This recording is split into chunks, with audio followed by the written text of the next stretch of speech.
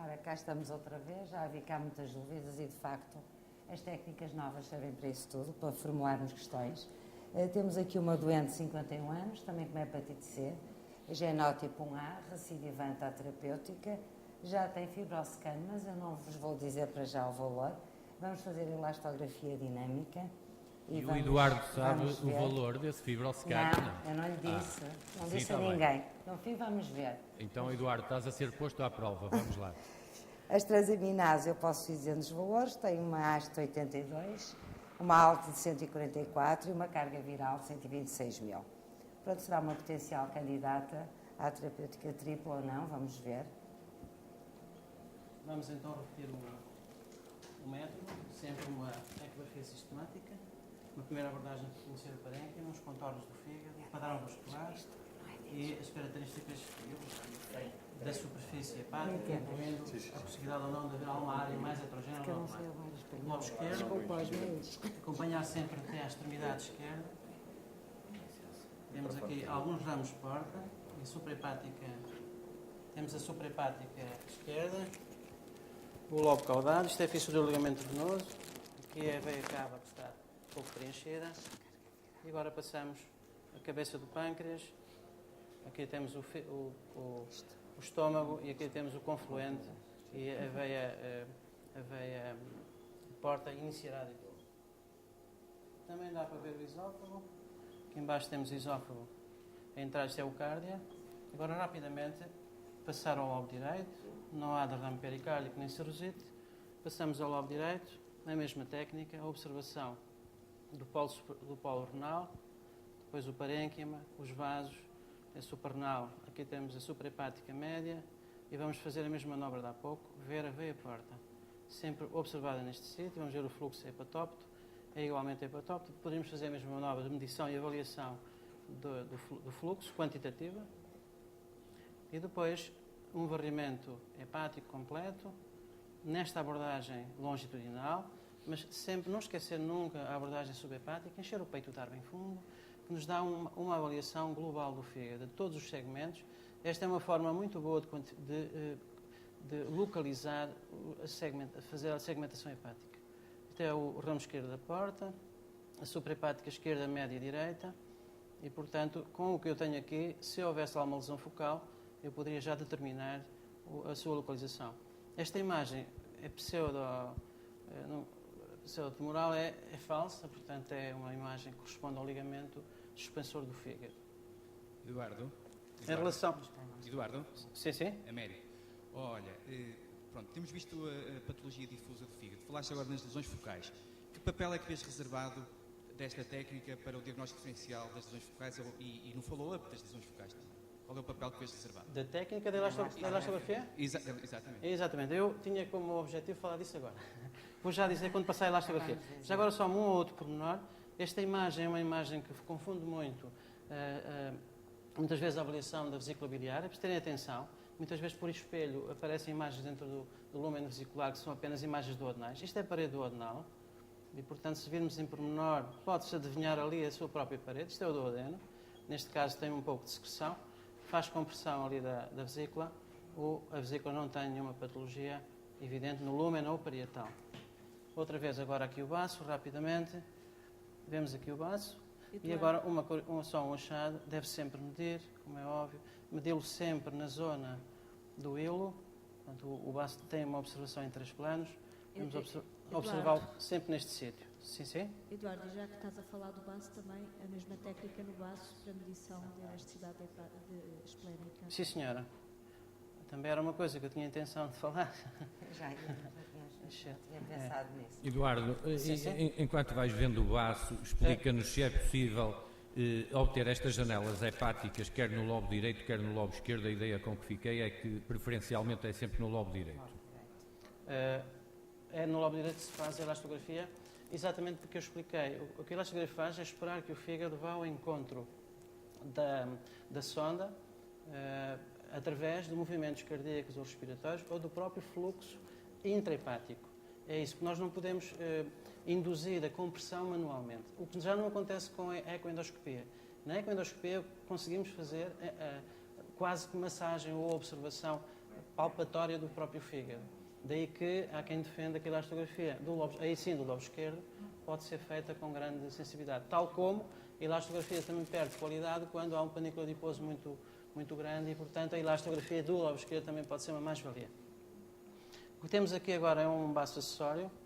A propósito da pergunta de há pouco, elastografia do valor, eu vou tentar depois colocar aqui neste baço acessório a elastografia, a ver se conseguimos obter alguma imagem, se bem que provavelmente não vai dar, porque a forma como o órgão se desloca não permite ou não dá tempo para que todo o software funcione no sentido de avaliar a emissão e o retorno da avaliação de elastografia. Vamos passar então à técnica. Antes disso, só mostrar mais uma ou duas coisas. Temos aqui o pâncreas, a veia esplénica, cabeça do pâncreas, o corpo. Tem um órgão lindíssimo. A maior parte estão um pouco hiperecogénicos, são esteatósicos. Podemos ver a parede gástrica aqui. Temos aqui a parede gástrica com uma sonda normal. É um estômago vazio, portanto aqui não haverá com certeza dispepsia. E temos aqui só um pormenor. Já vamos então passar a elastografia. Só ver aqui, só para verem a capacidade de definição. Estamos a chegar aqui ao cólon. Não vejo agora aqui. Vamos passar então a elastografia. Estava a tentar abordar o cólon, que normalmente se vê. Então, a elastografia consiste no seguinte: mudar de sonda.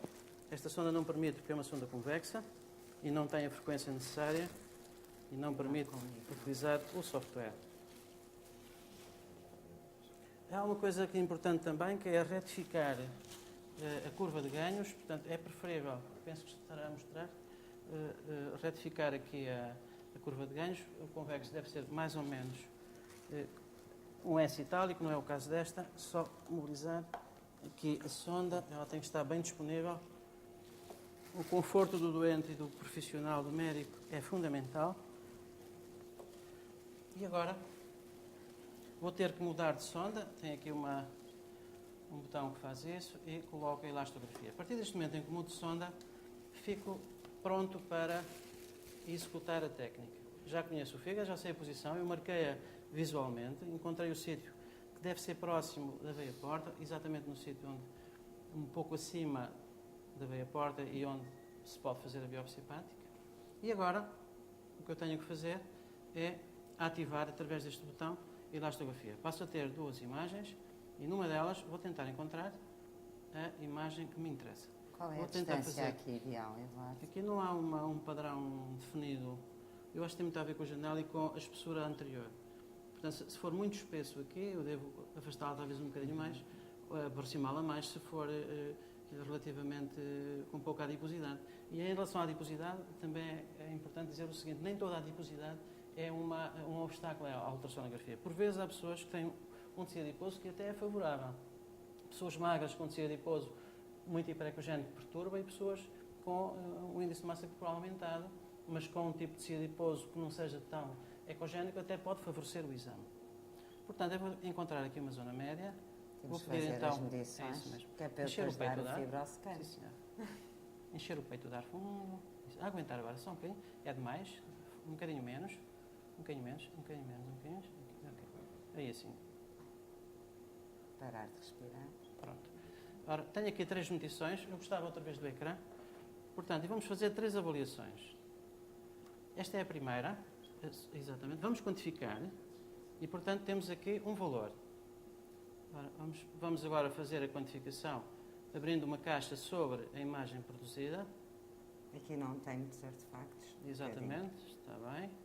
Então podemos registrar este valor que é de 52,25. Esse aqui vem no Instagram, a Agora, aproximar-se do azul. Esta foi a primeira avaliação. Vamos fazer o clear, passar à segunda, e vamos escolher o seguinte: uma nova avaliação. E de preferência os ciclos mais Os ciclos semelhantes mais possíveis. homogéneos e mais profundos.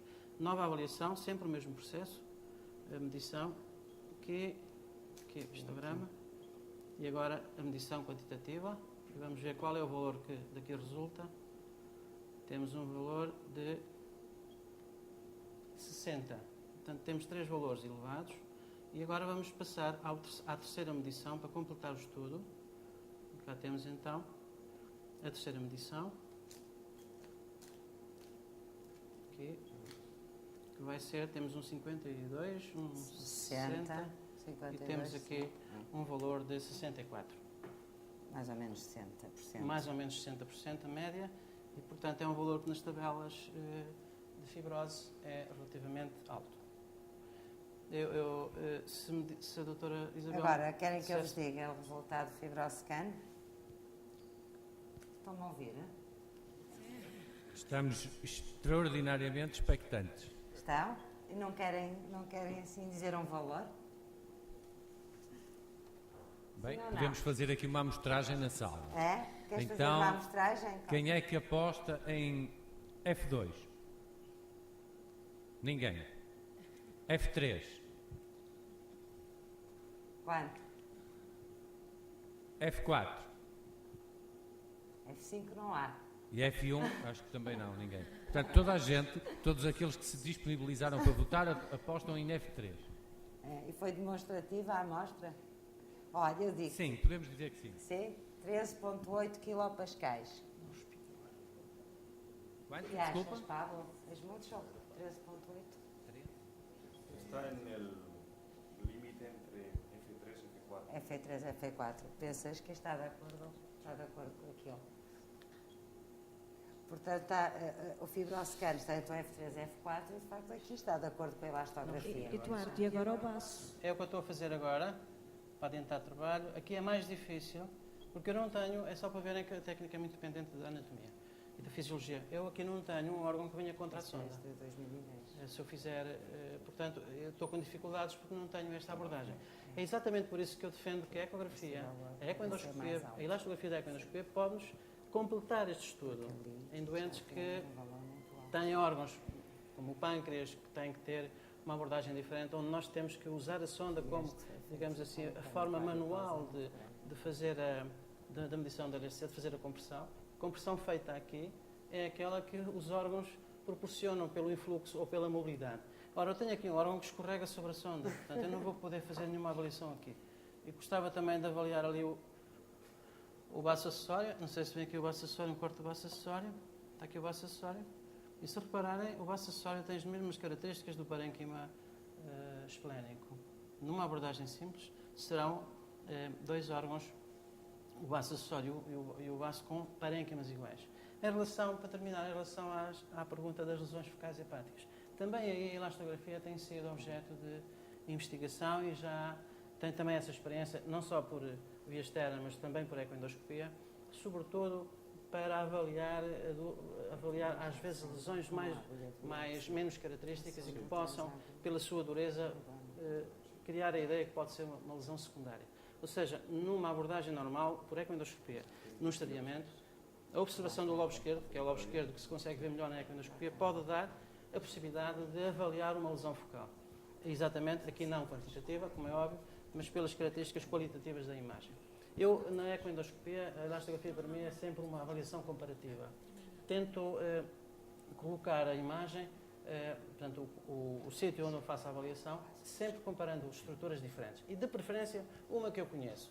Eu comparo muito as imagens com as imagens que eu conheço as características. A ecografia tem muito isso.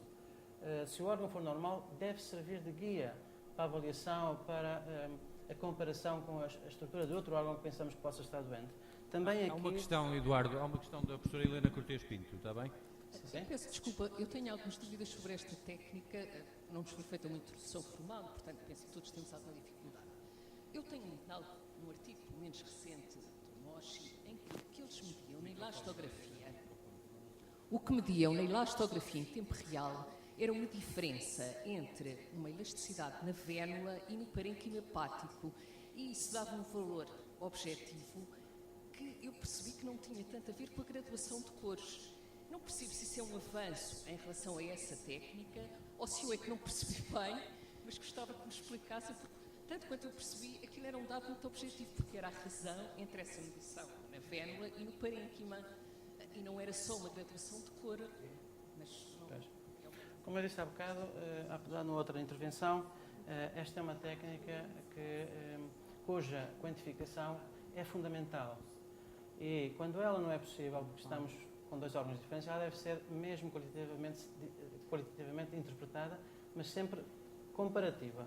Portanto, temos que ter um órgão, como está a acontecer aqui, nós temos aqui um baço acessório, temos um baço, isto é compatível uma coisa com a outra, não quer dizer que tenha esta rigidez.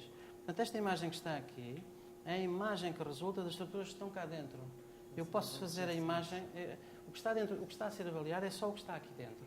Tudo o que eu colocar aqui é comparado. A imagem azul, eu posso ter aqui uma imagem mais mole, qualitativamente mais mole, de outra cor, exatamente com as estruturas que eu estou a comparar que estão lá dentro, basta meter aqui dentro um vaso, e é comparado com o vaso. E, portanto, tudo é menos elástico, tudo é comparativo. E por isso eu estou de acordo com o que disse. A quantificação é obrigatória e é aí que temos que avançar.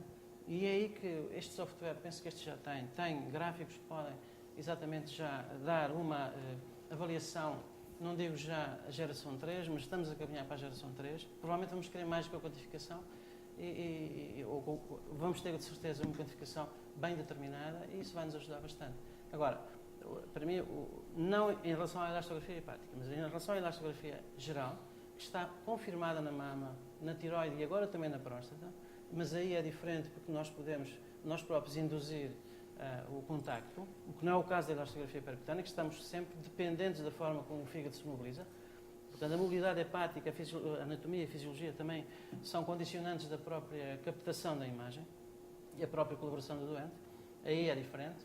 Mas, em relação, eu insisto, sempre que for possível usar uma técnica de elastografia em que a nossa mão possa quantificar, também aí é diversa, enfim, a discussão existe, quantificar a pressão que se faz, talvez se possa obter Eduardo, uma razão diferente. Para concluir, eu vou-te colocar uma questão para a qual peço a tua máxima isenção na resposta, porque sei da tua simpatia sobre a elastografia por ecoendoscopia. Se a informação que a elastografia por ecoendoscopia compensa, comparativamente com esta técnica que acabamos de assistir, a percutânea, se compensa a invasividade do método. A elastografia por ecoendoscopia é praticamente só do lobo esquerdo. Sabemos de facto que a doença hepática crónica seguramente não é uma doença homogénea. Provavelmente é isso que eu sinto, a evolução quer da ecotextura, quer da morfologia hepática, na doença hepática crónica não é igual no lobo esquerdo e no lobo direito, nem no lobo caudado. Portanto, há aqui uma forma diferente de evoluir dos lobos e, portanto, se calhar, fazendo a elastografia só à direita, estaremos a omitir a evolução do lobo esquerdo. Penso um pouco assim. Mesmo a ecotextura muitas vezes é diferente. Por isso é que eu acho que os hepatologistas devem agarrar esta técnica, porque é um conhecimento diferente do fígado, é muito mais do que a descrição, é sentir o fígado e, portanto, em relação à evolução e a ser ao lobo direito e ao lobo esquerdo, o primeiro comentário é este. Seguramente não estamos a avaliar bem o fígado, para isso sequer tinha que se fazer a avaliação dos lobos todos. Dada a heterogeneidade da forma evolutiva da doença, que é isso que eu vejo morfologicamente. Em relação a utilizar a elastografia, eu acho que não. A elastografia, se for necessária, do lobo esquerdo, deve ser feita se do lobo direito não for possível. Esta é a primeira abordagem. Porque, e como disse, às vezes não é para as características do doente. Se quisermos muito uma elastografia hepática, se à direita não puder ser por via clássica, por este método, temos a alternativa do lobo esquerdo. Agora, provavelmente... Ok, Eduardo, estamos completamente esclarecidos. Parabéns, a vossa demonstração foi magnífica e ficamos todos, de facto, muito agradados com aquilo que acabamos de assistir. Obrigado. Ok, obrigado. Muito obrigado a todos. E queria dizer e pedir o especial favor para se encontrarem na sala às 13h50 para começarmos às 14 horas, em ponto. Ok? Muito obrigado e até já, e muito obrigado a todos.